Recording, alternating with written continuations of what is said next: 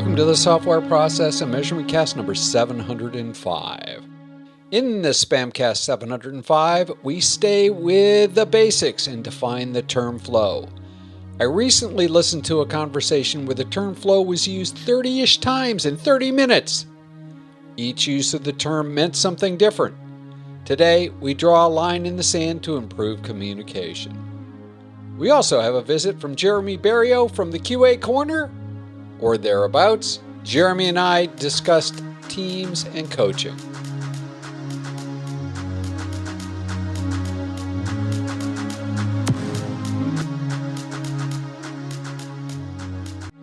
Agile and Lean Basics, Flow, by Thomas M. Cagley Jr., Megan E. Cagley. Flow is one of the most used words in Agile and Lean. And there are lots of overused words in the field. Even though the word is used by nearly every practitioner multiple times a day, there are very few solid definitions. Instead of definitions, most practitioners have a notional understanding of what the word means in software and software-related disciplines, but often revert to metaphors when challenged. If I had $1 for every reference to a river or traffic, I would be able to outbid Elon Musk for Twitter. The term is used as a noun, verb, adjective, and I'm sure somewhere somebody has an example of flow used as an adverb. I'm yet to hear it. I'm really interested. Shoot us a note at spamcastinfo@gmail.com if you have an example of flow as an adverb. The Oxford Language website provides several definitions of the term used as a noun and verb. Definitions of note include a verb, move along or steadily and continuously in a current or stream. Noun, a steady, continuous stream of something. WordType.org supplies a definition of flow as an adjective and suggests it can't be an adverb. Adjective, moving, proceeding, or shaped smoothly, gracefully, or continuously. A few real-life-ish examples. I changed a word here or there to protect the innocent. Examples of how people have used the term flow, correctly, by the way. Verb, goals flow from the executives to the middle management who craft initiatives. Noun, we are responsible for the flow of problem tickets from the call center. Adjective, flow efficiency is a great metric that is really hard to measure for software teams. There are many more. Some are far less apparent whether they fit any formal definition. Why is this important? Teams are a central component of all software-centric organizations. Work moves through teams, across teams, between teams, to finally get to a point where it's done or canceled. Understanding both the steps that a stream of work follows and the pace of the stream is important. The structure of a team has a huge impact on how work progresses from backlog to production. While doing research for an essay on team structures, I went searching for a published definition for the word flow in a software context. I reviewed a number of Kanban and measurement texts by authors including Steve Tendon, David Anderson, Jim Benson, Mike Burrows, Skelton and Pace, Capers-Jones, and Tom Gilb. I found less than I expected. FYI, and this is really a strong suggestion, by the way, if you're writing textbooks, for God's sake, invest in indexing the book. In my research, I found 2 different versions of flow. The first was personal flow from the book Flow. This form of flow, also known as being in the zone, is defined as, and I quote from the book, the mental state in which a person performing some activity is fully immersed in feeling of energized focus, full involvement, and enjoyment in the process of the activity. In essence, the flow is characterized by the complete absorption in what one does and a resulting transformation in one's sense of time.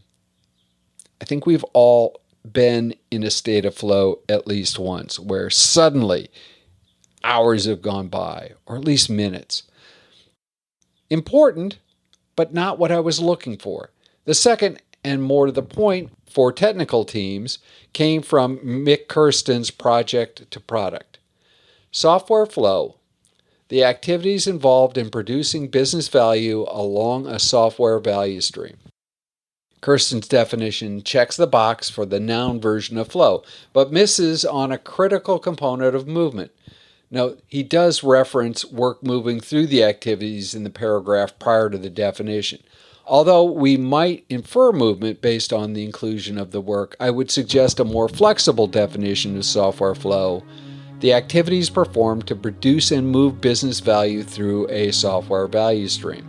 Once defined, we can highlight the attributes used to describe flow in the next installment of Agile and Lean Basics. Thoughts, questions, all welcome. Please feel free to reach out to us at spamcastinfo@gmail.com. We look forward to the conversation.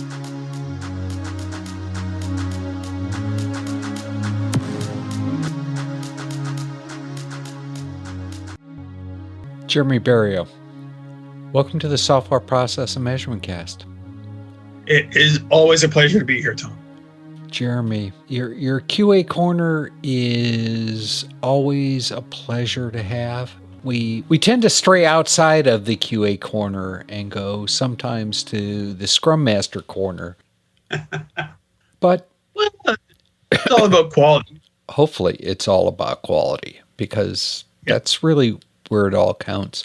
Jeremy, let's face it, it's a tough road to go when, as a leader, whether it's a QA leader, a testing leader, a Scrum Master, people actually expect you to be the team admin. How does that work? Does that work? No, it doesn't work. It's not. And I understand where, like, kind of how it got there or where it comes from. Because if you're the leader, you know what's going on. You should be involved in everything that's going on. And so, you're being asked to schedule meetings here and there and getting stuff done. That's where I see that's coming in, because they want you to be there as a leader to stay informed on everything going on. But looking at it from a leader standpoint, it does get a bit taxing in that a leader's role is really to help others become better at what they do, right? Like, it's to provide for them so that they can be empowered. It's allowing them to get the stuff done for them. And for me, in my many roles that I've had, like from Scrum Master to QA lead to executive, I've always pushed the teams that I was with to let them do what they needed to get done. Give them that opportunity. And it's easier from that standpoint, because now it's almost like the old adage, you teach a man to fish. Let them learn how to kind of deal with stuff on their own, and then you just kind of oversee them and making sure things get done. I guess I'm troubled still. The old adage, teaching a person to fish is one thing, but updating somebody's Jira or whatever their tool of choice is, or booking meetings, I'm sorry, their fingers broke? Yeah, I'm sure you've run into it. I've run into it, where I've been asked, could you schedule a meeting between me and person like Jane Doe? And it'd be very rude for me to, in the middle of another meeting where this question came, I was like, well, why can't you do it yourself? I think there you gotta treat it as a coaching opportunity to those individuals. Like, kind of maybe do it once just because it happened, but at the same time coach them, say, it's like, you can do this on your own. I got other stuff I need to do to help everyone else on the team. I think it'd be better if you did this on your own, because and then you can just report back onto it. I've gone into meetings where run into one meeting where I was asked to scheduled it, planned it. We're on Teams, and about 10 minutes in, I left. I just dropped off. I said, I put in the text, okay, I'm dropping off, got to take a call or something like that. And the meeting went on by its own. I went to the person that asked me to organize that meeting to see how it went. Nope, everything was fine. Everything was good. We did this. We got all the information we need. And I kind of politely says, like, okay, well, I think now, like, you can just do that on your own. Like, you didn't need me in that meeting because there was nothing for me to do. So, like, I left because I had other stuff I got to do. If there is a meeting where I am definitely needed, right, I'll help out. I'll do whatever I need. But if it's something for you to do and for you to get the information for, then, like, by all means, you don't need me to schedule a meeting for you. You can do this on your own. You have the tools where you can see everyone's schedule. Yeah, I mean, I understand what you're saying, Jeremy. I'm looking at the role of the Scrum Master in many circumstances. I buy the Scrum Master booking the standing meetings, and God forbid you should call them ceremonies. I mean, I was an altar boy. I know what ceremonies really are. But, I mean, so I understand booking those. Being somebody's admin, I mean, we don't do that anymore. Maybe there are places in the world where, you can have an admin. God, would I love an admin. But I don't see the role of the person playing the Scrum Master or the QA lead or anything like that as an admin role. That it's like, book a meeting for me. Well, I think that's almost a passive aggressive territorial attack on the position. And I agree on that. I've had conversations with people's managers about that, where it's like, I was a Scrum Master. I went in and same thing, like, asked me to book meetings. And I went to the other person manager, like, going, I'm not here as an admin, and you have individuals on your team that asking me to book meetings between teammates or between whomever. And that I've only done that as a last resort. Normally I would just try to coach through saying, hey, you don't need a meeting. You got Teams, you got Zoom, you got Slack, whatever technology you're using. And, like, it's no different than, like, especially now because we're all away working from home, that it's no different than if we're working in an office all co-located. You pop your head up your desk and talk to someone. Pinging them and saying, hey, John, I got a question. No different than popping your head up off the desk. Some of the pushback I got for that was, well, they might be working on something else, or they might be doing this. It might be interrupting them. Like, well, but if you go to their desk and you say something to them, you're doing the same thing. At least if you send a text. My point is less that a meeting, and God forbid, I'm not a big fan of meetings. I think you know that, but it's as a Scrum Master, and I've played that role so many times that, I don't know. Sometimes I tell my wife that's what I do for a living, but I'm there to enable an organization. I'm there to enable the team. I'm there to get blockers out of the way. I am not there to, I do teach people how to brew really good French roast coffee, but I'm not there to serve that coffee. I'm there to actually get my hands dirty, get involved, help the team move forward, not book their meetings. If they need an admin, I can get them an admin. And very frankly, they'll pay a hell of a lot less for an admin than they would a Scrum Master. Yeah. Like I said, like, to teach someone to fish outside of doing it yourself. I've always pushed back with every team I've had to get them to do stuff on their own. And I think one of the things I've always done, and I've always said, and I even said this as a Scrum Master, as a coach, look at me as kind of either the shield of getting the noise, ensuring the noise doesn't get into the team, or as the kind of the voice of the negotiating voice or anything like that to help you remove any sort of activity. But outside of that, everyone knows what they got to do. Everyone's working together as a team, work as a team to figure it out. Like no different than hockey.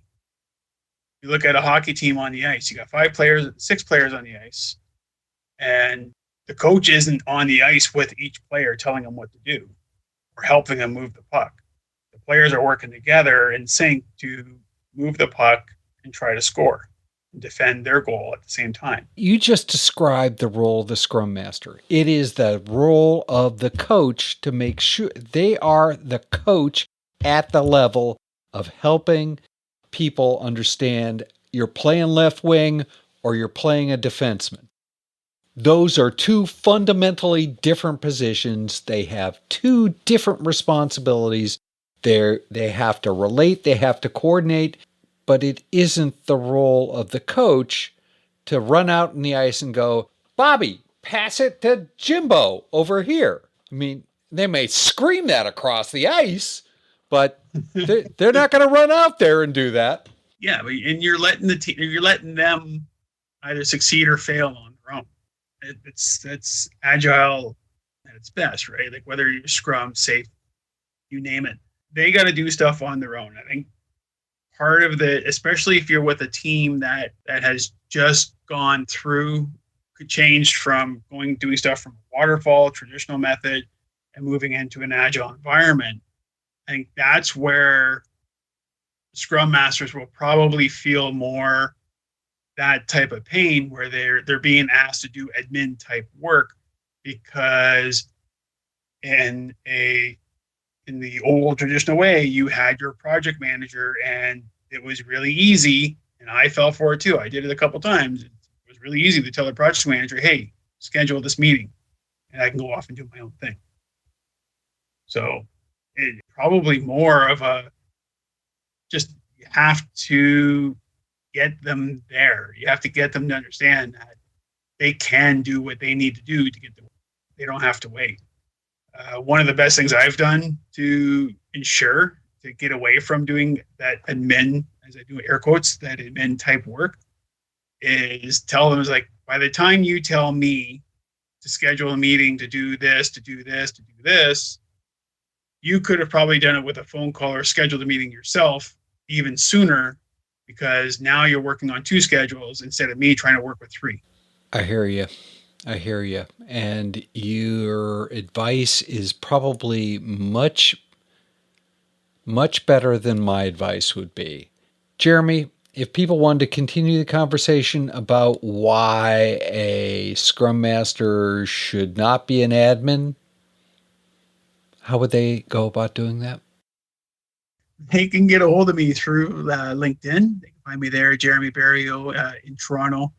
You can also get a hold of me through Twitter at @jberriault and through my website, berriaultandassociates.com, which just got revamped. I'm very excited about it. Jeremy, thank you again for bringing your wonderful QA corner, regardless as to whether or not we stray off the corner and go in the middle of the street and talk about Scrum Masters and things like that.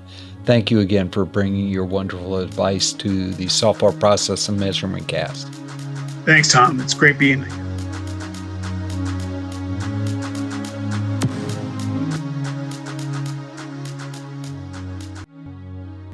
In Reread Saturday News, in Chapter 9 of Why Limit WIP We're Drowning in Work, the author extols the virtues of transparency. The Kanban board provides a platform for everyone to understand how much work is in process. Remember, buy a copy and read along. We're very close to the end of the reread. of Why Limit WIP or Drowning in Work, there's a link in the show notes to a poll to pick the next book in the series. We are going to pick 3 and do them in order, and there are currently a top 3, but it's really close. Anyone could slip into the top spot. In the next Software Process and Measurement Cast 706, we'll have a visit from Tom Henricksen. We talked about programmers and soft skills, like communication. As Tom says, humans are hard, code is easy. If process improvement is a never-ending journey, why do so many people ask, are we there yet?